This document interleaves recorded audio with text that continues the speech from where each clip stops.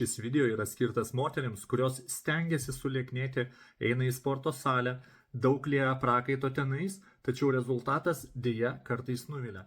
Kažkur kažkas yra daroma ne taip. Ir daugelis moterų susimąsto, ar tai treneris blogas, ar mano treniruočio planas, ar galbūt aš blogai kažką tai darau. Ne, iš tikrųjų tai nebūtinai.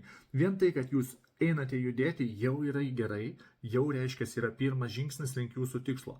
Tačiau kartais organizmui trūksta tam tikrų dalykų, trūksta to mažo vieno postumio, kad viskas užjudėtų, kad viskas sujudėtų ir prasidėtų poslinkiai į gerą, link jūsų figūros, link jūsų svorio, link to tikslo, kurį jūs norite pasiekti. Jeigu tu atpažįsti save, parašyk man 3 nedideli, maži įpročiai, pakitimai ir pamatysi, kaip tavo svoris pradės tirpti ir kaip tu grįši į savo formas.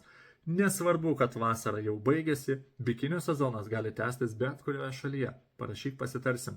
Nieko pernelyg daug keisti nereikia. Tiesiog pakeisti tam tikrus dalykus. Lauksiu iš tavęs žinučių.